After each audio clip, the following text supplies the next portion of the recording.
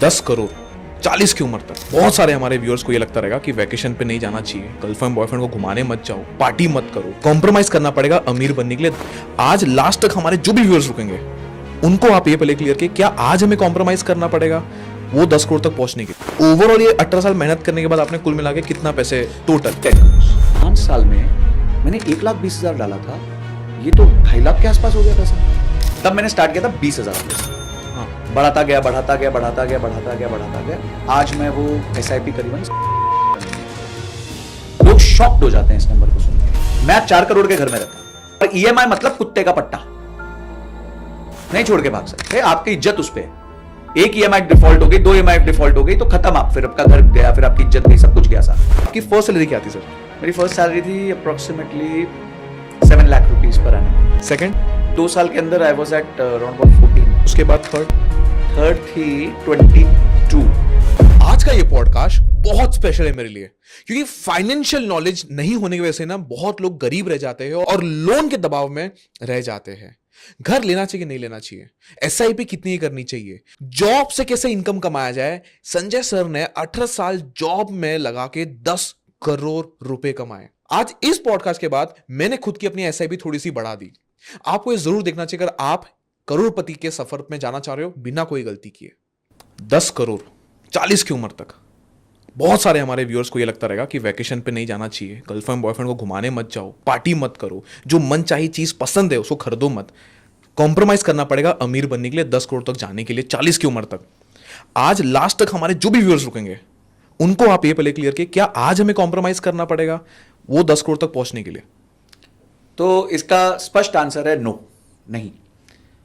तो काफी लोग कहते हैं SIP करते रहो करते रहो करते रहो, 50 तक करो, 60 तक करो, 70 तक करो, 80 तक करो, और शायद अगर उसके बाद जी पाओ तो आप कुछ उसमें से निकाल के अपने जो है उस टाइम वेकेशन कर लेना, उस टाइम ट्रैवल कर लेना है। तो ये बात पूरी तरह गलत है। आप आज अच्छा जी सकते हो और कल उससे ज्यादा अच्छा जी सकते हो। You can live good today and you can live better tomorrow. पर ये कैसे करना है उसका एक फ्रेमवर्क होना चाहिए। तो वो फ्रेमवर्क आज मैं बताता हूं, ताकि आपने जो बोला कि व्यूअर्स एंड तक रुकें वो उसको पूरी तरह देखें। देखिए, पर्सनल फाइनेंस का स्टेप 1 होता है, किसी भी व्यक्ति की लाइफ का स्टेप 1 होता है बजटिंग। बजटिंग में 2 तरह की कॉस्ट होती है, एक होती है फिक्स्ड कॉस्ट, एक होती है वेरिएबल कॉस्ट। तो फिक्स्ड कॉस्ट क्या हो गई? जो फिक्स्ड इन नेचर है, जैसे किसी का रेंट है, EMI है, उसका बच्चों की स्कूल की फीस है, या फिर उसका कोई बेसिकली कोई सब्सक्रिप्शन जा रहा है किसी प्रकार का। तो ये जो कॉस्ट है, इलेक्ट्रिसिटी का बिल है, ये सारी चीजें मेजरली फिक्स्ड कॉस्ट है। तो हर व्यक्ति को अपनी फिक्स्ड कॉस्ट का पता होना चाहिए। आज जितने व्यूअर्स ये देख रहे हैं, पहले वो अपने आप से प्रश्न पूछे कि क्या उनको ये बात पता भी है कि उनकी फिक्स्ड कॉस्ट कितनी है लाइफ की। तो किसी की फिक्स्ड कॉस्ट 20,000 हो सकती है, किसी की 25 हो सकती है, किसी की 10 हो सकती है, पर एटलीस्ट उसको ये पता होना चाहिए कि इतना पैसा तो मुझे महीने में लगना ही लगना है। तो ये हो गया स्टेप 1। स्टेप 2 हो गया वेरिएबल कॉस्ट। वेरिएबल कॉस्ट है कि अगर कुछ आप करोगे तो वो पैसे लगेंगे। तो फॉर एग्जाम्पल, अगर आप वर्क फ्रॉम होम करते हो वर्सेस वर्क फ्रॉम ऑफिस करते हो, तो जब वर्क फ्रॉम होम करोगे तो आपका कन्वेंस का पैसा बचेगा, जब वर्क फ्रॉम ऑफिस करोगे तो कन्वेंस का पैसा लगेगा। चाहे बस से जाओ, गाड़ी से जाओ, ऑटो से जाओ, रिक्शा से जाओ, किसी चीज से भी जाओ, तो आपको कन्वेंस का पैसा लगने वाला है। तो वो आपकी वेरिएबल कॉस्ट हो गई है। अगर एक कोई महीना है जिसमें 25 दिन नहीं जाना, 20 दिन जाना, तो आपकी वेरिएबल कॉस्ट है वो थोड़ी कम हो गई है, ठीक है। पर यहीं अगर आपने ड्राइवर रखा हुआ है तो वो आपके लिए एक फिक्स्ड कॉस्ट हो गई है। तो आपको ये क्लियर होना चाहिए आपकी लाइफ में कि आपका फिक्स्ड कॉस्ट कितना है और आपका वेरिएबल कॉस्ट कितना है। आप पहले ये देखिए कि आप जो बजट में खर्च कर रहे हैं क्या वो सही जगहों पे जा रहा है कि नहीं। आप बोलते हो मेरे को ट्रैवल करने का बहुत शौक है, आप अपना बजट देखिए कि आप ट्रैवल ही नहीं कर रहे हो, ट्रैवल के लिए कोई एलोकेशन ही नहीं रखी हुई है आपने। पर आपने एलोकेशन किसके लिए रखी हुई है? आपने नेटफ्लिक्स की रखी हुई है, आपने जी की रखी है, अमेजॉन प्राइम की रखी है, आपने 10 तरीके के OTT की सब्सक्रिप्शन ली हुई है जो आपको महीने की पड़ रही है, समझो कुल मिला के 1,000 रुपए, 1,500 रुपए, और 1,500 इंटू 12 यानी 18,000 रुपए महीने आप खर्च कर रहे हो। तो जो आपका माइंड आपको कह रहा है करने के लिए, जो आपका माइंड कहता है मेरे को, आके आप रिवील करते हो कि मेरे को तो वेकेशन करनी है, पर मेरे को आपके बजट में कहीं दिख रहा ही नहीं है कि आप वेकेशन कर रहे हो। तो आपका बजट जो है वो मुझे बता देता है कि आपके जीने की चाह में और जीने के अंदाज में क्या फर्क है। बहुत अपने अच्छी बात बोली, क्योंकि सबको लगता है बजट मतलब सिर्फ बिजनेसमैन को करना रहता है, और मेरे को लगता है जो लोग मंथ एंड तक कंगाल हो जाते हैं ना, उन लोग का यही चीज में छुपा है कि बजट नहीं करते। यहाँ पे सर एक बहुत कॉमन सबके क्वेश्चन में आ रहा है कि बिजनेसमैन बजट करते हैं, और मैंने आपके बारे में थोड़ा पढ़ा था कि आपने 18 साल जॉब किया, नौकरी की, और उसके बाद जाके 10 करोड़ कमाया। तो ये एक बार जरूर क्लैरिफाई करना कि जॉब प्रोफेशनल को भी, जो एक बंदा जॉब कर रहा है, वो भी बजट प्लानिंग करके 10 करोड़ तक पहुंच सकता है। देखिए, मैं बजट कर रहा हूं जब से मैं स्टूडेंट था। मैं बजट तब से नहीं कर रहा हूं जब से मैंने कमाना चालू किया। मैं तब से बजट कर रहा हूं जब से मेरे को पॉकेट मनी मिलती थी। तो मेरी बजटिंग स्टार्ट हुई थी जब मैं 11th में आया। क्योंकि जब आप 11th में, जैसे मैं बॉम्बे से हूं, तो बॉम्बे में 11th और 12th में आप कॉलेज चले जाते हो। काफी जगहों पे इंडिया में आप 11th और 12th में स्कूलों में होते हो, ठीक है। तो हमारे टाइम पे जब मैंने 10th पास की थी 2000 में, तो उसके बाद जैसे मैंने कॉलेज स्टार्ट किया, तो कॉलेज स्टार्ट किया तो अब मेरे लिए मैं एक इंडिपेंडेंट हो चुका हूं। अब मैं स्कूल में नहीं हूं। माइंडसेट होता है कि आप स्कूल में नहीं हो, अब आप कॉलेज में चले गए, तो आप बड़े हो गए हो। तो अगर आप बड़े हो गए हो, तो बड़े होने में आपकी एक जवाबदारी भी आ जाती है, एक रिस्पॉन्सिबिलिटी भी आती है। तो उस रिस्पॉन्सिबिलिटी के टाइम मैंने अपना बजट चालू किया था। तब माइक्रोसॉफ्ट एक्सेल था भी नहीं मेरे, मतलब एटलीस्ट इजीली अवेलेबल नहीं था, मेरे पास कंप्यूटर नहीं था, और ना ही मेरे को माइक्रोसॉफ्ट एक्सेल यूज करना था। तब मैं क्या करता था, तब मैं एक पर्ची रखता था। पर्ची में ऐसे 4 लाइनें खींचता था। लेफ्ट हैंड साइड में रो में, जैसे अगर हम एक्सेल में देखें तो रो में मैं डेट डालता था, आज 1 जनवरी, 2 जनवरी, 3 जनवरी, 4 जनवरी। मुझे पता है मेरे 4 मेजर खर्चे क्या है। मेरे को बस का भाड़ा देना है, टिकट देनी है, वो एक मेरा खर्चा होता था। या मेरे को ऑटो में पैसा लगाना है, तो वो खर्चा होता था। मैं बाहर जा रहा हूं तो मैं शायद कुछ खा रहा हूं या पी रहा हूं, तो वो खर्चा हो रहा था। मैं बुक्स खरीदता था क्योंकि मैं कॉलेज का स्टूडेंट था, तो मैं वो खर्चा कर रहा हूं। तो ऐसे 5-6 मेरे हेड्स बटे हुए थे। एक छोटी सी पर्ची मेरे वॉलेट के अंदर रहती थी। ये मेरी प्रैक्टिस थी पूरे 11th से लेके इंजीनियरिंग के एंड तक, मतलब विच इज 6 years मैंने ये प्रैक्टिस करी। लोग नेम प्लेस एनिमल थिंग खेलते थे और मैं बजट की थिंग्स करता था। यानी कि मैं पूरा बजट का अपना पूरा मेरा प्रोसेस होता था। मेरे को एंड ऑफ द मंथ पता होता था कि मेरे फादर ने अगर मुझे 200 रुपए दिए, क्योंकि तब 200-300 रुपए बहुत बड़ी बात होती थी, तो 200 रुपए दिए, 300 रुपए दिए, तो वो कहां लग रहे और मैं कहां कहां बचा सकता हूं। और मुझे कोई डिस्क्रिशनरी एक्सपेंस करना है तो मुझे उसी 200-300 रुपए में से बचा के करना होगा वो डिस्क्रिशनरी एक्सपेंस। तो budgeting is not for businessman only. Budgeting is a part of life. घर की गृहिणी क्या करती है, वो भी बजटिंग कर रही है। बजटिंग करती है। तो बजटिंग हर जन के, राइट फ्रॉम जब आप थोड़े से मैच्योर होते हो, जब आपको किसी प्रकार का इनकम आ रहा है, चाहे वो आपके लिए आपके पेरेंट्स ने जो है पॉकेट मनी क्यों नहीं चालू कर दी है, आपको बजटिंग का प्रोसेस डे 1 से रखना पड़ेगा। बजटिंग का मतलब ये नहीं आप चिंदी हो। बजटिंग का मतलब ये है कि आप अपने पैसे से ये पूछ रहे तो जा कहाँ रहा है। बजटिंग तो बता दे, नॉट सो कूल के कैटेगरी में आ गया कि हाँ, लोगों को लगता है कि बजटिंग को कूल नहीं है कर दिया गया, पर budgeting is the coolest thing. उसके बहुत फायदे मैं आपको बताऊंगा उसके बाद। तो बजटिंग, आपके इस क्वेश्चन को आंसर करने के लिए, budgeting is highly required for everyone right from the day they become independent. लोगों को ना ये बोलने में मजा आता है कि मैं इंडिपेंडेंट हो चुका हूं, मैं तो इंडिपेंडेंट हूं। तो independence always comes with responsibility. तो आपकी रिस्पॉन्सिबिलिटी है कि अब आप इंडिपेंडेंट बाय कन्वीनियंस नहीं हो सकते। कि जब आपको माँ बाप के साथ नहीं रहना है, उनके साथ बाहर नहीं जाना है, तो आप उनके साथ आर्ग्यूमेंट करते हो मैं तो बड़ा हो गया हूं, मैं तो इंडिपेंडेंट हो गया हूं। पर जब आप पैसे वो देते हैं आपको 500 रुपए और आप अपना 200 रुपए ज्यादा मांगना जा रहे हो, तब आप इंडिपेंडेंट नहीं हो। तो ये बेवकूफी नहीं चलेगी, ये दोगलापन नहीं चलेगा आपका, कि आप एक तरफ तो सपोर्ट कन्वीनियंस का ले रहे हो कि मैं जो है इंडिपेंडेंट हो गया, और दूसरी तरफ आप जो इंडिपेंडेंस के आपके रूल्स आप पे लगते हैं वो आप फॉलो नहीं कर रहे। वाह। तो आपने पर्ची में बनाया था, आई एम श्योर आज के डेट में तो बहुत सारे ऐप्स भी आगे रहेंगे, तो बहुत सारे हमारे व्यूअर्स ऐप के थ्रू भी कर सकते हैं। मेरे को एक चीज़ पूछना है, आपने बजटिंग के बारे में बहुत अच्छी चीज़ बोली, आपने बजटिंग से अब तक कितने पैसे जमा लिए, बट इसके पहले एक और चीज़ है, पैसे कमा के बढ़ाए जाएंगे या बचा के बढ़ाए जाएंगे। मैं आपको इसलिए चीज़ पूछा, मैं पर्सनली काफ़ी लोग को जानता हूँ जिनकी सैलरी 3-3, 4-4 लाख रुपए है, 4-4 लाख रुपए, उसके बाद भी ना मंथ एंड तक वो पेचेक टू पेचेक जी रहे, मतलब वो उधार मांगे जीते। भाई जीपे कर दे, 500 रुपए दे दे, 5000 रुपए दे दे। मैं बट ऐसे भी लोग को जानता हूँ जो 25-30 हजार कमाते हैं, लेकिन आज उन लोग एक स्टेबल लाइफ जी रहे। मेरे को आज तक उन लोगों का किसी का फोन नहीं आया कि भाई जीपे दे दे। तो मैंने इसलिए आपको ये पूछा, इसलिए पूछा कि आपने कितनी वेल्थ बनाई, वो भी जरूर बताना, ताकि लोग को आइडिया मिलेगा इससे। तो देखिए, जो ये पर्सोनाज हैं, जैसे आपने बोला, मैं एक कंपनी में काम करता था, वहां पे एक CFO थे। वो महीने का मेरे हिसाब से 7-8 लाख कमाते थे। वाओ। पर महीने का 20, 21, 22 तारीख तक आते आते उनके पैसे पूरे फ्री हो जाते थे, क्योंकि वो एक ड्राइवर लेके घूमते थे, वो एक हेल्पर लेके घूमते थे, उन पे 10 तरह के पर्सनल लोन थे उनको। मतलब जो पीनी भी थी तो वो बस 18 साल वाली पीनी थी, गाड़ी भरी होनी चाहिए थी, मतलब दारू की बात की जा रही, दारू। तो बेसिकली दूसरों को ये एहसास दिलाना कि आपके पास पैसे हैं, इस दुनिया का सबसे तेज तरीका है पैसे खोने का।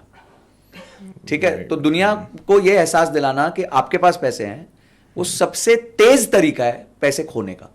तो ये काफी लोग इस ट्रैप में फंस जाते हैं कि दुनिया को दिखाना है मेरे को, मेरे पास एक बहुत अच्छा हैंडबैग है, मेरे पास एक बहुत अच्छी जूते हैं, मेरे पास एक, मैं तो 18 साल वाली दारू पीता हूँ, या फिर मैं तो एक ड्राइवर भी लेके चलता हूँ, एक हेल्पर लेके चलता हूँ, बिकॉज ड्राइवर को टाइम लगेगा ना घूम के आके दरवाजा खोलने में, तो वो हेल्पर दरवाजा खोलेगा।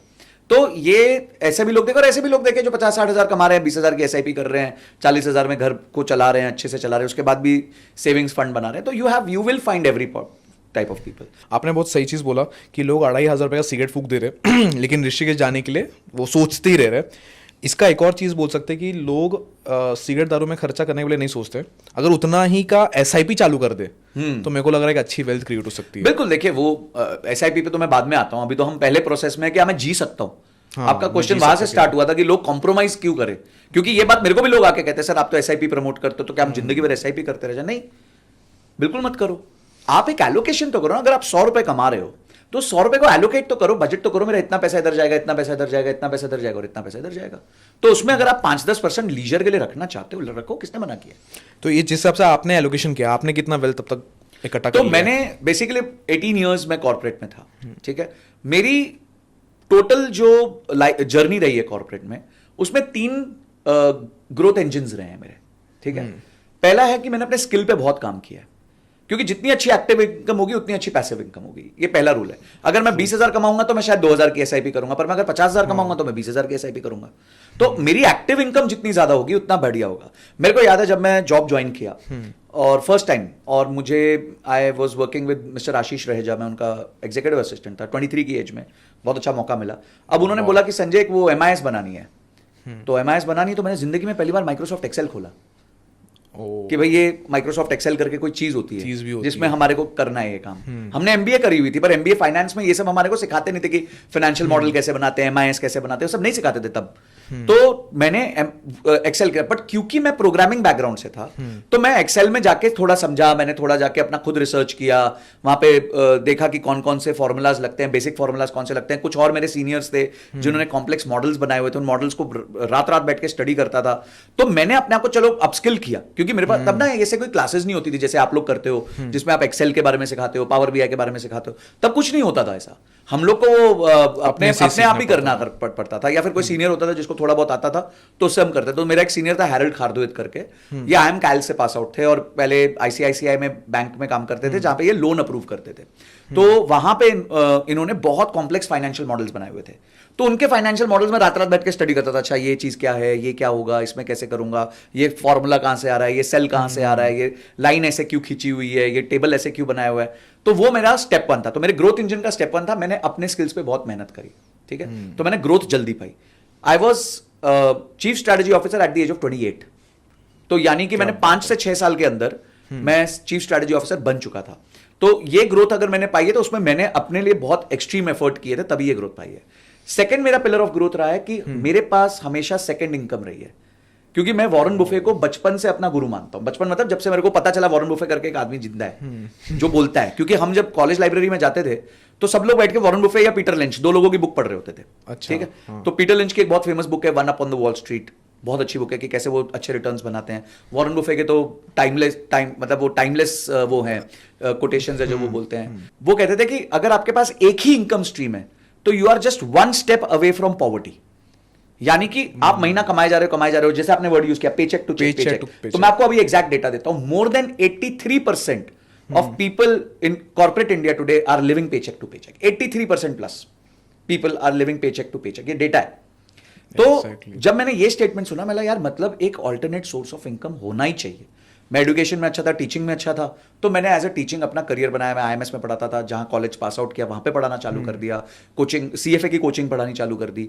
तो मैंने हमेशा इंश्योर किया कि मेरी सैलरी अगर उस टाइम 35-40 हज़ार रुपए थी महीने की, तो मैं 15-20 हज़ार रुपए ये कोचिंग से भी कमा लेता था। तो एक डुअल सोर्स मैंने अपनी इनकम की जनरेट करी। और तीसरी चीज जो मैंने रखी वो है फ्रुगैलिटी। फ्रुगैलिटीज यही है कि हर बार जब पैसा बाहर जाता है सिर्फ एक बार पूछ लो ये इसकी जरूरत है कि नहीं है, इसकी इमीडिएट जरूरत है कि नहीं है। देवेन मैं ना जब मैं कोच करता हूं लोगों को फाइनेंशियल प्लानिंग के ऊपर, तो मैं एक एक्सरसाइज करवाता हूं सबसे। वो एक्सरसाइज ये होती है कि आप घर जाइए और आप ये चेक करिए कि आपने कौन सी चीज को पिछले 1 साल से छुआ नहीं है, ठीक है। तो जैसे ही वो जाते हैं घर पे चेक करते हैं, तो अगली बार जब वो वापस आते हैं क्लास में तो मैं पूछता हूँ कितना, अगर आपके पास 100 आइटम्स है तो कितनी आइटम्स ऐसी हैं जिसको आपने 1 साल से छुआ भी नहीं है? आंसर आता है 60, 70, कुछ फीमेल्स का आंसर आता है 85, 90। ठीक है कि मतलब आपने छुई भी नहीं है इतने टाइम से, तो what is the probability you will use them? सही और बात अगर आप उनको नहीं यूज कर रहे थे और आज नहीं यूज कर रहे हो तो या तो उनको आप सेकंड हैंड सेल कर दो या उनको दान कर दो अगर आपके पास बहुत पैसे हैं, पर at least get rid of them. उनका कोई मतलब ही नहीं है एग्जिस्ट करते हैं वो आपके यहाँ। बहुत बार लोग चीजें ऐसे ही खरीद लेते हैं, इम्पल्सिव बाइंग जिसको भी बोलते हैं, बिल्कुल, और उसके बाद उसका कुछ यूज होता नहीं है। बिल्कुल। और लोग इम्पल्सिव बाइंग के चक्कर में ही मारे जाते हैं। जैसे वॉरेन बफे का आपने बोला ना, वो बोलते हैं कि अगर जो चीज आप खरीदोगे, if you buy things which you don't want soon you will have to sell things which you want. उनके मेरे को एक कोट याद है क्योंकि तो मैंने उनको मैंने बताया ना वो मेरे टीचर है। हम्म। तो if you buy things which you don't want very soon you will have to sell things which you want. तो अगर आप ऐसी चीजें खरीदोगे जो आपको चाहिए ही नहीं, बहुत शीघ्र ही आपको वो चीजें बेचनी पड़ेंगी जो आपको रियली चाहिए। आपने बताया कि आपने 23 साल से उम्र से काम कर रहे हो, आपने नेसेसरी स्किल्स सीखे जो आपको एमबीए में नहीं सिखाए थे, फिर आप 25 साल की उम्र में आप 28 साल की उम्र में आप चीफ ऑफ स्टाफ बन गए, चीफ स्ट्रैटेजी ऑफिसर। 28 साल की उम्र में आप चीफ स्ट्रेटेजी ऑफिसर तक गए। तो मैं आता हूं उसके पहले कि आप कैसे इतना जल्दी तक वहां तक पहुंचे, लेकिन ओवरऑल ये 18 साल मेहनत करने के बाद आपने कुल मिला के कितना पैसे आज मैंने में जमा जो अपना अलग अलग तरह के इन्वेस्टमेंट्स करी और मैंने टोटल कितना है? Total approximately 10 crore including everything.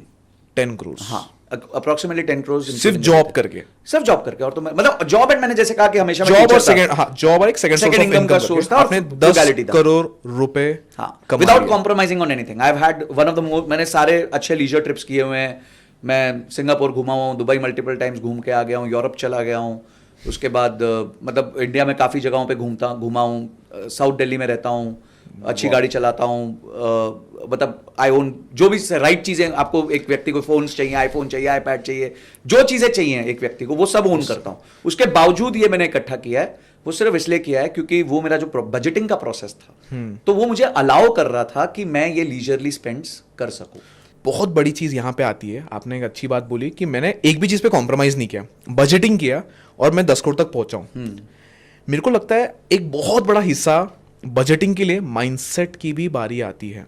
तो मुझे ज़रा उस पर भी आपको पूछना है कि माइंडसेट कितना इंपॉर्टेंट रोल प्ले करता है बजटिंग के लिए। मैं क्यों पूछ रहा हूँ उसका मैं आपको रीज़न बताता हूँ। बहुत सारे लोग बजटिंग इसलिए नहीं करते ना क्योंकि उनको बजट देखने में डर लगता है। मैं अपना एक्सपीरियंस आपको बताता हूँ कि जब भी मैं बजट करने बैठता हूँ ना, तो जैसे मुझे दिख रहा है कि मैं लॉस में हूँ, जैसे मुझे दिख रहा है कि यार मैं तो अभी मतलब मेरा पैसे खत्म होने वाले, मेरे को टेंशन होता है, मैं बंद करके निकल जाता हूँ, मैं भागता हूँ वहाँ से। आई एम श्योर बहुत लोग को ये प्रॉब्लम होती रहेगी कि बजट उन लोग इसलिए नहीं करते कि उन लोग घबराहट होती है, यार क्या ही करे, पैसा ही नहीं आने वाला, तो मतलब बजट करके क्या करूँ मैं।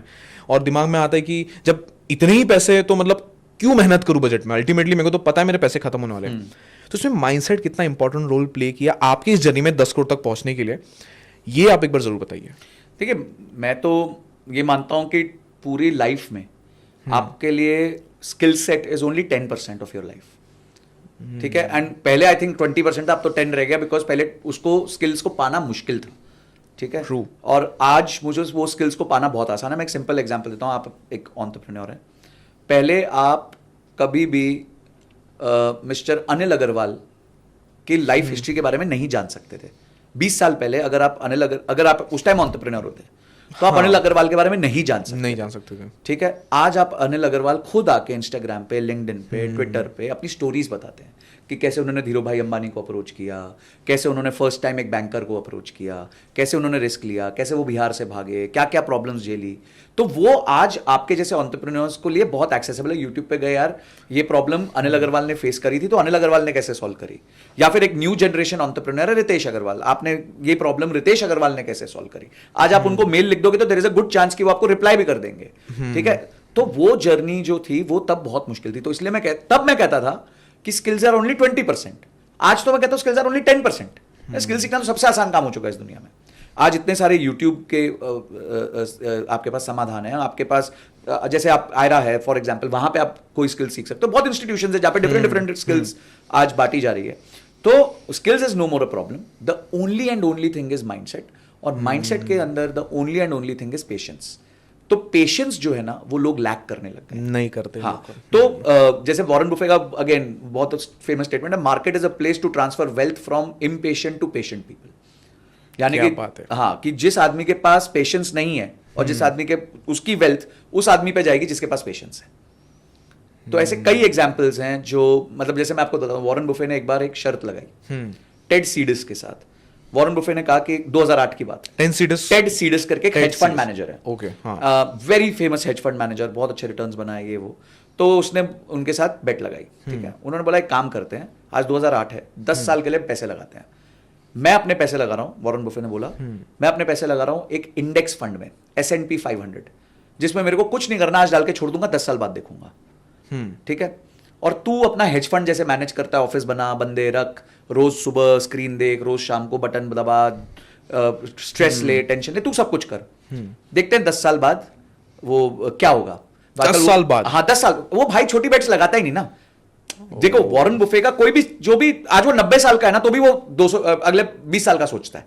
उसको नहीं पता वो जिंदा रहेगा कि नहीं रहेगा, पर वो सोचता 20 साल आगे का, ठीक है। तो ये जब हुआ तो वो, जैसे वो आजकल मीम्स में आता है 10 years later तो 10 years later क्या हुआ 2018 में, तो वॉरेन बुफे ने जिस फंड में पैसा डाला था उसके रिटर्न्स थे 88% के आसपास, एज कंपेयर टू टेड सीडस के रिटर्न्स थे 24% के आसपास। तो बेट ये थी कि जो हारेगा वो जीतने वाले को $1 million देगा। तो टेड सीडस ने $1 million दिया, यानी आपने एक्टिव फंड मैनेजमेंट करके कहीं कम रिटर्न्स कमाए एज कंपेयर टू जिस बंदे ने पैसिव फंड मैनेज किया। उस टाइम पे वो अपना और भी काम कर रहा था, अपनी एक्टिविटीज भी कर रहा था, उसने इस इन्वेस्टमेंट को देखा तक नहीं। और बट बेट कितने साल की लगाई? 10 साल की लगाई। तो बहुत सारी माइंडसेट की चीजें हैं इन्वेस्टमेंट को लेके, लाइफ को लेके, जो आपको आज बड़ा बनने से रोकती हैं, जो आपको अपने लाइफ में जो आप अचीव करना चाहते हो उससे रोकती हैं। और उसमें सबसे बड़ी 2 चीजें जो हैं वो है पेशेंस और डिसिप्लिन। अगर लोग पेशेंस और डिसिप्लिन नहीं रखेंगे तो ऑटोमेटिकली आपका रिटर्न्स बनना क्लोज टू नामुमकिन है। आपने पेशेंस की बात की, मतलब इधर ना मेरे को टोनी रॉबिन्स का भी एक कोट याद है। वो बोलते कि कोई भी सक्सेस, किसी भी फील्ड में सक्सेस पाने के लिए, अभी हम फाइनेंस की बात कर रहे तो 80% साइकोलॉजिकल स्किल्स काम आती है और सिर्फ 20% टेक्निकल स्किल्स जो उस पर्टिकुलर काम करने के लिए है। पेशेंस से ये है कि ये बुक भी उन्होंने 1993 में लिखी थी। आज अगर आप उनसे पूछो वो भी 90-10 ही बोलेंगे आपको, 90-10 बोलेंगे, सही बात है। यहाँ पे एक चीज है, आप बोल रहे हो वॉरेन बफे ने 10 साल का बैट लगाया था उनसे। आज के डेट में बैटिंग एप्स की वजह से सबको इंस्टेंट रिजल्ट की आदत हो गई है। बहुत सारे अच्छे अच्छे यूट्यूबर्स भी बैटिंग एप्स को भरपूर प्रमोट कर रहे हैं। इवन मैं जानता हूँ, मेरा बहन का एक छोटा बेटा है, तकरीबन 15 साल का है, उसके फेमस यूट्यूबर ने, जो उसको बहुत पसंद करता है, उसने देख लिया कि बैटिंग ऐप में पैसा लगाता है, वो भी बैटिंग ऐप में पैसा लगाने चले गया। और तो एक दिन मैंने पूछा कि क्या कर रहा है, बोलता है कि मामा इसके अंदर ना 2-3 दिन ना पैसे ना डबल हो जाएंगे। तो पेशेंस को डेवलप कैसे किया जाए वो भी एक क्वेश्चन है। और ऐसे जमाने में जहां पे लोग को इंस्टेंट रिजल्ट चाहिए, जैसे बैटिंग एप्स में, वो माइंडसेट से कैसे बचा जाए? बिकॉज मुझे आपको ये पूछना है कि क्या उसके वजह से भी हमारा पेशेंस की कमी होते जा रही है, क्योंकि रिजल्ट सबको फटाफट चाहिए, तो उससे कैसे बचा जाए? देखो जैसे अभी एक रिसेंट ट्रेंड निकला कलर ट्रेडिंग का, कलर ट्रेडिंग एप्स आई हैं। कलर ट्रेडिंग का, हाँ, तिरंगा करके एक ऐप आई है, कोई वो 811912 पता नहीं कैसी कैसी एप्स आई हैं, सबके यूआई भी एकदम सेम जैसे दिखते हैं। तो लोग उसमें पैसा डाल रहे हैं, उसमें आप कर क्या रहे हो, क्या है अंडरलाइन, अंदर चीज क्या है? भाई आज आप रिलायंस का शेयर ट्रेड करते हो तो आपको पता है एक बड़ी सी कंपनी है, मुकेश अंबानी उसके चेयरमैन है, 2-3 लाख एम्प्लॉई हैं, तेल के कुएं हैं, जियो का फाइबर है, उसके बाद आपका क्या कहते हैं रिटेल के स्टोर्स हैं। तो आपको समझ आता है यार, मैं एक ऑर्गेनाइजेशन जिस पे फिजिकल बिजनेस चल रहा है, लाखों करोड़ का रियल प्रॉफिट रिपोर्ट कर रही है, उसमें इन्वेस्ट कर रहा हूँ। तो आपको पता होता है ठीक है यार, अच्छी कंपनी में पैसा डाल रहा है। फिर आप कुछ mid cap company, small cap में डालते हो जो उभरते सितारे हैं, तो आपको उम्मीद होती है यार लंबे समय में मेरे को बेटर रिटर्न्स देंगे। आज अगर आप बेटिंग ऐप में पैसा डाल रहे हो तो बेटिंग ऐप जीतेगी, लॉटरी बेचने वाला जीतेगा, लॉटरी खरीदने वाला कभी नहीं जीतेगा। ये रूल है। आप अगर आज रूले खेलते हो, रूले कसिनो में गेम होती है जहां पे वो बॉल घुमाते हैं 36 में से, तो 36 में से अगर आपने 1 नंबर पे पैसा रखा है तो आपका 1/36 चांस है जीतने का, और जो रूले घुमा रहा है उसका 35/36 चांस है जीतने का। तो सिर्फ उसको क्या करना है, उसको तो आपके जैसे बहुत सारे लोग आएंगे, वो घुमाता रहेगा, क्योंकि आप ये उम्मीद कर रहे हो कि यार एक बार भी लग गया तो मेरे 36 गुना हो जाएंगे पैसे, पर वो एक बार लगता नहीं है। तो जब वो लगता नहीं है तो आपकी लग जाती है, और फिर जब लग जाती है तो लग जाती है, बस फिर उसके बाद आप वापस नहीं आ पाते। देखिए कोई भी चीज जो अबनॉर्मल रिटर्न्स प्रॉमिस करती है, अब आप पूछोगे अबनॉर्मल है तो नॉर्मल क्या है? नॉर्मल अगर आपको कोई व्यक्ति मिलता है, लॉजिकल बात करके आपको बोलता है साल का आप लॉन्ग टर्म में 12, 15, 18% के आसपास रिटर्न कमा सकते हो, तो वो एक सूझबूझ वाला समझदार आदमी है। बट संजय सर, मैं यहाँ पे ना एक चीज बोलना चाहूंगा, जैसे आपने बोला 12-15% 12 साल के लिए, सालाना सबको ना यहाँ पे, मतलब मेरे को भी ऐसा लगता है शुरुआत करना ही डिफिकल्ट हो जाता है। मैं ऐसे लोग को जानता हूँ जो महीने का 2.5-2 लाख रुपए कमाते हैं एज ए सैलरी, लेकिन उनको एक छोटी एसआईपी बिल्कुल सही है। शुरुआत करने में बहुत प्रॉब्लम होती है। मैं पूछता हूँ क्यों? हाँ। तो यार देवेन कौन 15 साल तक रुकेगा? हाँ। कौन चालू करेगा? हाँ, तो उसको कैसे कैटर किया जाए? वो माइंडसेट ही चेंज नहीं हो पा रही लोग देखिए की। क्या है कि और अल्टीमेटली एसआईपी का बेनिफिट क्या होगा? देखिए इन सब, ये एक बहुत बड़ी वैश्विक महामारी है, मतलब इट्स ग्लोबल एपिडेमिक, पैंडेमिक। मेरे एक फ्रेंड है, वो अच्छी खासी इनकम कर रहे हैं, ठीक है। उन्होंने, मैंने पूछा कि एसआईपी आप कितने करते हो, तो उन्होंने अपनी इनकम की एसआईपी बताई, अच्छी इनकम मतलब 2 लाख 3 लाख से ऊपर महीने का एसआईपी बताई। भाई समझो 30,000 35,000 रुपए एसआईपी कर रहे हैं। तो मैं शौक में 3 लाख के आसपास, 3 लाख से भी ऊपर कमा रहे हैं और 30,000 की एसआईपी कर रहे हैं। तो पर हैंडबैग लेना है तो 2.5 लाख 3 लाख कितने का भी हैंडबैग ले लो, मतलब वो हैंडबैग में जीएसटी 50,000 का होता है। तो जो मतलब जो आप सरकार को दे रहे हो, तो बट अगर उनको बोलो कि भाई ये 30,000 की एसआईपी 50,000 कर दो, नहीं करनी, क्या जरूरत है, क्या होगा, क्या फायदा होगा। तो people are irrational because they do not understand the benefit of compounding over long term, ठीक है सर। इसका मतलब ये नहीं है, मैंने क्या बोला कि लीजर लेना गलत नहीं है, पर आपने प्रपोर्शंस लीजर के नहीं बांधे हुए, वो गलत है। आपने अगर बोला है कि भाई मेरे को इतना परसेंट मेरी लाइफ में मेरे को एक एसआईपी करनी है जो मेरी इनकम का इतना प्रोपोर्शन होगा, ठीक है, तो आप उतना करो, उसके बाद जो बच रहा है उस पर लीजर करो, जो करना है करो। सो यहाँ पे सर आपका मोटिवेशन लगेगा, आपने कितने का एसआईपी जब शुरुआत किया था, कितने का किया था, आज वो कितना हो गया, और पीरियड मतलब टाइम होते होते कितना आप बढ़ाते भी गए एसआईपी, अपने एसआईपी के पोर्टफोलियो में? देखिए मैंने जब स्टार्ट किया था एसआईपी, तब एसआईपी करना बहुत मुश्किल था, बिकॉज उस टाइम ना ये एप्स होती थी ना कुछ होता था। तब है ना डायरेक्ट म्यूचुअल फंड्स होते भी नहीं थे, सिर्फ रेगुलर म्यूचुअल फंड्स होते थे। रेगुलर होता था मतलब आप एक ब्रोकर के थ्रू जाते थे। तो जब मैंने जॉब ज्वाइन किया था तो मेरे को पहली बार क्या होता है, जैसे आप जॉब ज्वाइन करते हो ना, तो ये सारे कंपनीज के ऐसे वो होते हैं अपने, क्या कहते हैं, अलायंसेज होते हैं। जैसे हमारा एचडीएफसी बैंक के साथ एक सैलरी अकाउंट था, तो एचडीएफसी बैंक वाले आ गए कि सर अब आपके पास, उनको दिख गया भाई अकाउंट के 30-35 हज़ार रुपए महीना गिर रहा है, उसमें से ज्यादा कंज्यूम नहीं हो रहा, तो उनको पता चल गया कि भाई इसके पास चलते हैं, ये कुछ देगा इन्वेस्टमेंट में। तो वो आए और उन्होंने मुझसे 2 एसआईपी करवाई। पूरा फिजिकल फॉर्म होता था, साइन करते थे, चेक्स देते थे, वो सब होता था उस टाइम पे। तो 2-2 हज़ार रुपए की 2 एसआईपी मैंने करी थी। मुझे आज भी याद है, एक एचडीएफसी का फंड था, एक रिलायंस का फंड था, ठीक है। तो 2 महीने बाद एचडीएफसी में 2 बार पैसा गया, 2,000, उसके बाद वो जाना बंद हो गया, पता नहीं कुछ चेक का ठीक नहीं लगा होगा या कुछ हुआ होगा। तो रिलायंस में जो इन्वेस्टमेंट है वो चलती रही, वो ऑनगोइंग थी उसमें, और वो आज भी है। नहीं, तो मैं आपको बताता हूँ क्या हुआ। तो वो चल रही है 2000, अच्छा उस टाइम ना आपके पास कोई ऐप नहीं होती थी कि आप लाइव उसके स्कोरबोर्ड की तरह देखते रहो कि आज क्या हुआ, आज कितना एनएवी बढ़ गया, आज कितना हो गया, पैसा जाए जा रहा है, अपने को आउटकम भी नहीं पता चल रहा, which was a very happy scenario. I think ऐसा ही होना चाहिए लाइफ में, पैसा जाए आपको पता भी नहीं चले उसके साथ क्या हो रहा है एसआईपी में। तो 5 साल निकले, 2013 के आसपास ऐसे ही एक बार मैंने उसका अकाउंट स्टेटमेंट खोल के देखा, आया हुआ था, मैंने घर पे देखा, तब अकाउंट स्टेटमेंट्स आते थे फिजिकल, मैंने खोले देखे, तो मैंने यार 5 साल में मैंने 1,20,000 डाला था, ये तो 2.5 लाख के आसपास हो गया पैसा। मतलब ना मैंने दिमाग लगाया, अच्छा अपने को एक्सेल आता था, अपने फट एक्सआईआरआर निकाली, एक्सआईआरआर इसकी निकली 19% के आसपास, एफडी तब देता था 7-8%। तो मैंने बोला ना मैंने दिमाग लगाया, तब तो लॉन्ग टर्म कैपिटल गेन्स भी 0 होता था, तो मैंने बोला ना दिमाग लगाया, ना मैंने कोई, मेरे को पता भी नहीं हो क्या रहा है मेरे पैसे के साथ, और मैंने एफडी से मोटा मोटी 3 गुना पैसा कमा लिया, और वो भी tax free. FD is taxable, this is tax free. तो उसके बाद हमने तय कर लिया भाई जीवन में करना है तो सिर्फ एसआईपी ही करना है। तो कौन से साल से आपने चालू किया? और आज 2014-15 के आसपास मैंने फिर से स्टार्ट किया। तब मैंने स्टार्ट किया था 20,000 रुपए से, हाँ, बढ़ाता गया। आज मैं वो एसआईपी करीबन 3.5 लाख रुपए महीने की करता हूं। लोग शॉक्ड हो जाते हैं इस नंबर को सुन के। आप कितने भी पैसे कमा लो, लोग, बहुत कम लोग होंगे इस देश में जो एक एज एन इंडिविजुअल 3.5 लाख महीने की एसआईपी करते होंगे, पर मैं करता हूं। और उस 10 करोड़ के पोर्टफोलियो में एसआईपी का कितना बड़ा पार्ट है? वही है, मतलब 80% वही है।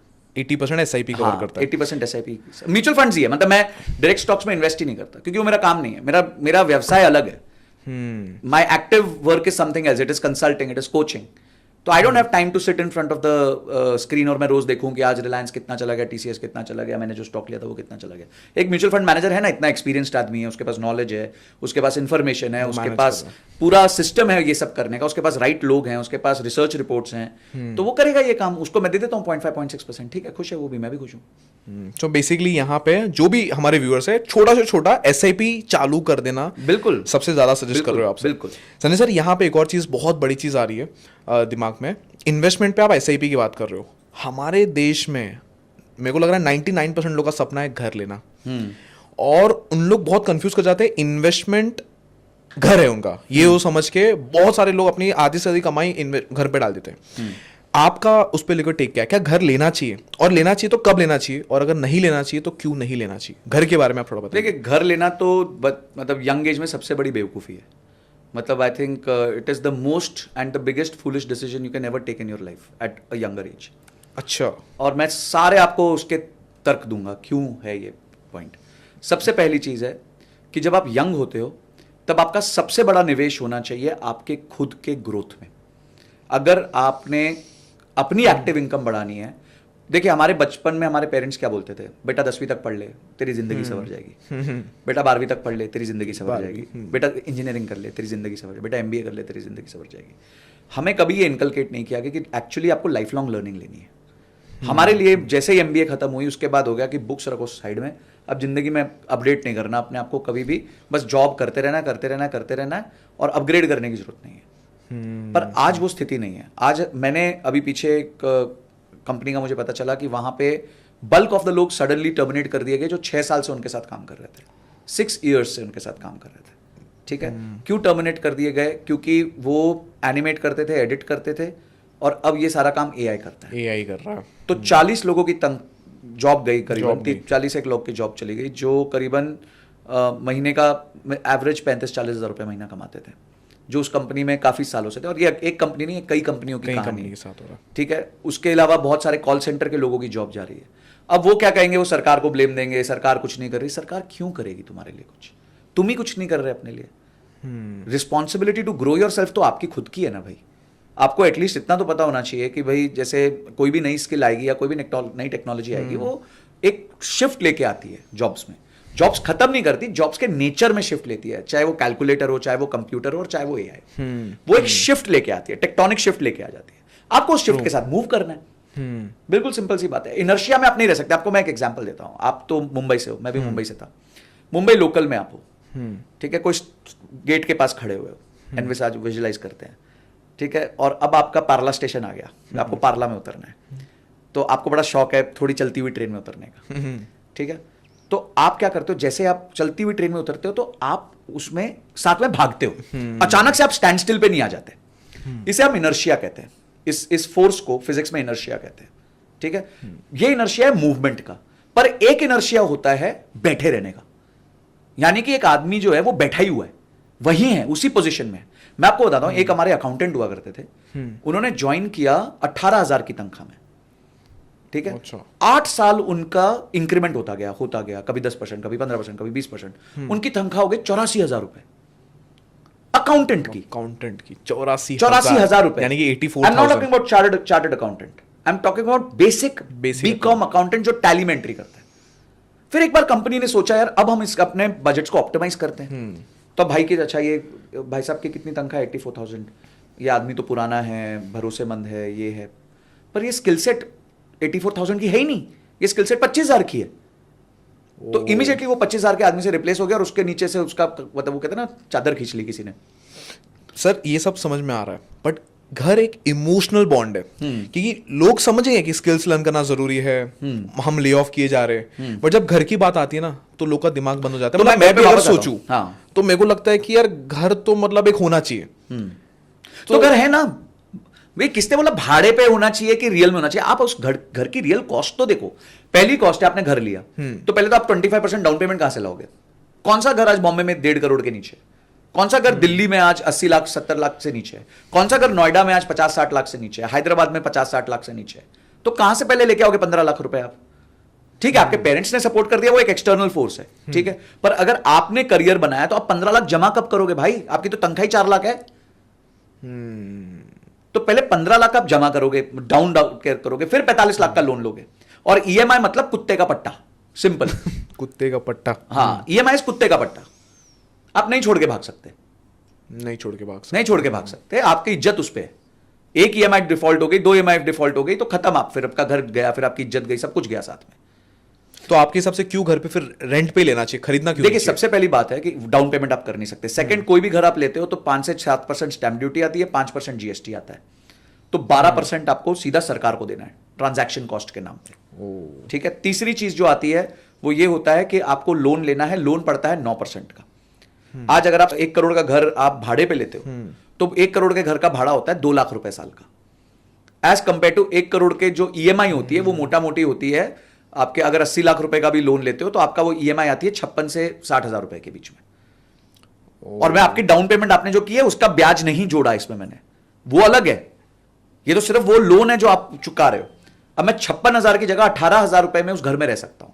कल को लाइट टूटी, बिजली फूटी, कुछ भी खराब हुआ, पेंट का इशू हुआ, तो आपको खुद करना है। मैं रेंट पे रहता हूं, मैं तो सीधा लैंडलॉर्ड को फोन करता है, अंकल वो लाइट नहीं चल रही, जरा किसी को भेजो, वो भेज देते हैं किसी को, तो मेरा तो पैसा लगा ही नहीं। मैं 4 करोड़ के घर में रहता हूं और रेंट देता हूं 70,000 रुपए। तो 4 करोड़ का घर का अगर मैं ईएमआई पकड़ लूं, अपने पैसे के भी कॉस्ट को जोड़ लूं उसमें, तो आज उसकी ईएमआई जो है वो 2.25 लाख रुपए की है। 2.25 लाख की ईएमआई की जगह मैं 70,000 में वही काम कर रहा हूं, तो जो बचा हुआ 2.25 लाख रुपया है वो तो मैं निवेश कर रहा हूं।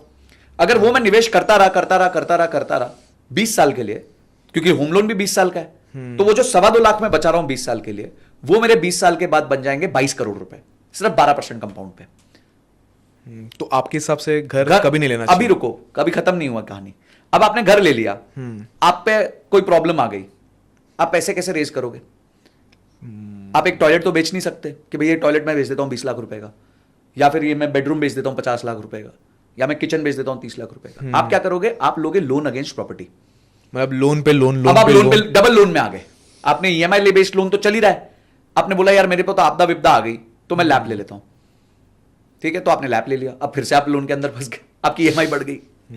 चौथी चीज, दिल में प्रसन्नता है, मैंने 1 करोड़ का घर लिया था, आज 1.5 करोड़ हो गया 2 साल बाद, कौन सा तू बेचने वाला है? ठीक है, तो अगर तू बेच देगा तो कौन सा तेरे को सस्ता मिलने वाला है? बगल वाला घर भी तो 1.5 का हुआ है, वो नहीं बढ़ा क्या? तो house is a replacement asset. इसलिए जिस घर में आप रहते हो उसके बढ़ने से आपको किसी प्रकार की कोई खुशी नहीं होनी चाहिए, क्योंकि वो एक रिप्लेसमेंट एसेट है, आप उसको बेचने नहीं वाले, और अगर बेचोगे तो सेम प्राइस पे आपको लेना पड़ेगा आसपास। ऐसा तो है नहीं कि आप एक्स जगह पे रहते हो और आपने अपना 2 बेडरूम तो 1.5 का बेचा और बगल वाला अपना 2 बेडरूम 1 का बेच रहा है, ऐसा तो होने नहीं वाला, नहीं होगा, क्योंकि वो सबका प्राइस ऊपर चला गया। तो सवाल यही आ रहा है कि फिर कब ले? हाँ, कब ले, that's a very good question. अच्छा, लास्ट एक प्रॉब्लम जो घर के साथ है वो है कि स्टेबिलिटी। अगर आज आप एक यंग एग्जीक्यूटिव हो, आपका पहला जॉब लगा बैंगलोर में, अगला जॉब लग रहा है हैदराबाद में, तीसरा जॉब लगा है दिल्ली में, चौथा जॉब लग रहा है आपका दुबई में। जिस दिन आप निकलना चाहते हो, आपको रेंट वाले को 1 महीने का नोटिस देना, अपना सामान पैक करना और भगना है वहां से। अब घर आपने खरीदा हुआ है तो पहले ब्रोकर को फोन करो, बेचने की करो, फिर ब्रोकर बोलेगा इसको तो बेचना है सर, आप काटो, इसको कोई चक्कर नहीं, इसको तो जाना है अगले महीने यूएस, ये तो झक मारा के बेच के जाएगा, सस्ते में देगा सर, प्रेशर डालो इस पे। और आप भी प्रेशर में हो कि घर निकले ताकि मेरा पैसे छुट्टे हो। मेरा एक कजिन है, वो कनाडा में रहता है, उसने घर लिया था मीरा रोड में, आप बॉम्बे में, ठीक है, तो वो बेचारा उस घर के लिए कनाडा से आया स्पेशली, उसको 4 लाख रुपए में रेनोवेट करवाया, 1 महीना जॉब से छुट्टी ली क्योंकि यहां बैठ के रेनोवेशन करा के उसको बेच के जाना था। अब कितना बड़ा लॉस है?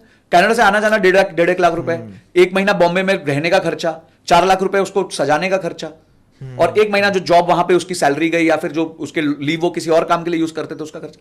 पीपल, ये सब कॉस्ट कौन गिन रहा है? मैं नहीं कह रहा कि आप घर मत लो, पर ये सब कॉस्ट तो देखो। आप ये कॉस्ट अफोर्ड कर सकते हो क्या? हाँ, तब अफोर्ड कर सकते हो जब आप 50 साल के हो गए, 55 साल के हो गए, आपने तय कर लिया मैं दिल्ली रहता हूं या मैं बैंगलोर रहूंगा, मेरी जिंदगी यहीं निकलेगी, और मेरे पास एक कॉर्पस बन गया है, मेरे एसआईपीस के माध्यम से मेरे पास 15 करोड़ बन गए हैं, 10 करोड़ बन गए हैं, मैं अब एक 3 करोड़ का घर लेना चाहता हूं। ठीक है, डन है, ले लो, कोई प्रॉब्लम नहीं। उस टाइम ये डिस्कशन का कोई मतलब ही नहीं होने वाला।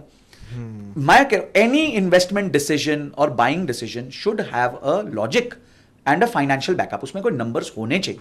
इमोशनल नहीं सोच आप सकते। इमोशनल नहीं सोच सकते, और आप यंग हो यार, आप यंग हो, पहले आप एक्सप्लोर करो ना दुनिया को। आज आपको हैदराबाद में 2 लाख की तनख्वाह लग रही है, बैंगलोर में 3.5 की लग रही है, तो बैंगलोर भागोगे। आपको पता है यार मेरा वहां पे बढ़ जाएगा, फिर आगे जाके 3.5 की जगह 5 में जॉब लगेगी। तो इसका मतलब घर कभी नहीं लेना चाहिए, एटलीस्ट लेना कब चाहिए? बिकॉज घर एक इमोशनल चीज है, हर बंदा कभी ना कभी सोचता है कि मेरे को घर लेना है। देखो, घर तब आपको लेना चाहिए जब आप एक लोकेशन पे स्टेबल हो जाओ, जब आपके पास इतनी इनकम। मैं तो कहता हूं कि घर तब लो जब आप 50% डाउन पेमेंट कर सको और जिसमें आपको बिल्कुल प्रॉब्लम ना हो, आपका कोई फंड हिले ना। मैं तो ये कहता हूं, अगर आप 1 करोड़ का घर ले लो तो 50 लाख अपने खीसे से डालो, और वो 50 लाख आपका चला गया तो आपके अकाउंट में आपको पता भी नहीं है कुछ लॉस हुआ है। उस लेवल पे जब पहुंचो तो घर लो, नहीं तो चुपचाप भाड़े पे रहो। 2% पे भाड़े पे मिलता है। करोड़ का घर 2 लाख रुपए में मिलेगा साल के, और 2 करोड़ का घर 4 लाख में मिल जाएगा। 4 लाख में, और सारा सरदर्द जो है वो ओनर का है, आपका कोई सरदर्द नहीं है। लाइट टूटी, गेट टूटा, बिजली टूटी, टॉयलेट फटा, गैस जो फटी मर्जी हो सब जाए। ओनर दिखेगा। सब ओनर देखेगा। ये आपने बहुत सही चीज़ बोली, बिकॉज जॉब प्रोफेशनल यही गलती करते, एक जॉब में लग जाते और उनको पता नहीं लगता है कि वो एक ट्रैप में फंस गए।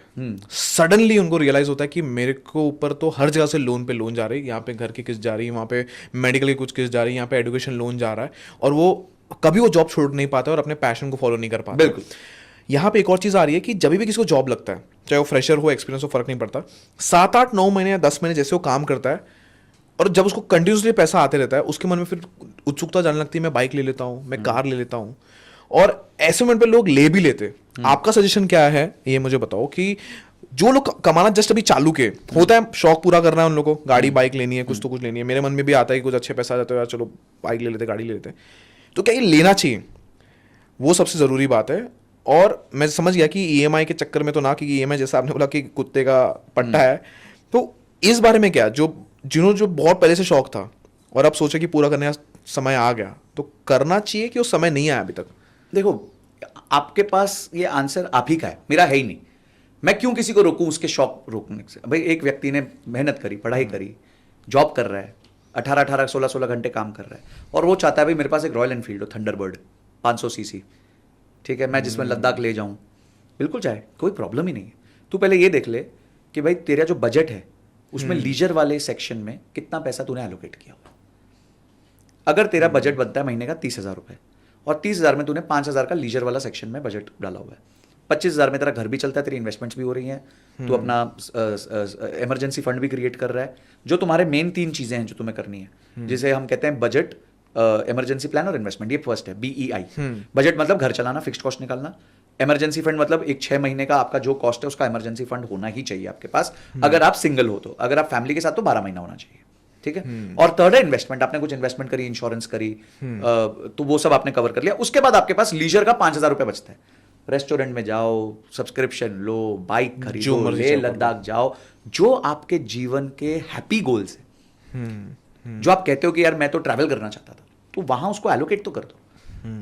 आप कहते हो नहीं भाई मैं तो वो हूं जो फ्राइडे रात को मरता हूं और मंडे सुबह मेरा पुनर्जन्म होता है, ठीक है, कि फ्राइडे रात को मैं आऊंगा ऑफिस से और मेरी मौत हो जाएगी, सैटरडे संडे में पढ़ाऊंगा टीवी के सामने और मैं नेटफ्लिक्स देखूंगा, मैं 15 तो सीरीज बिंज वॉच करूंगा, मैं 2-1 मूवीज देखूंगा, और अचानक मंडे को सुबह मेरी पुनर्जन्म होगा और मैं नहा धो के ऑफिस निकल जाऊंगा।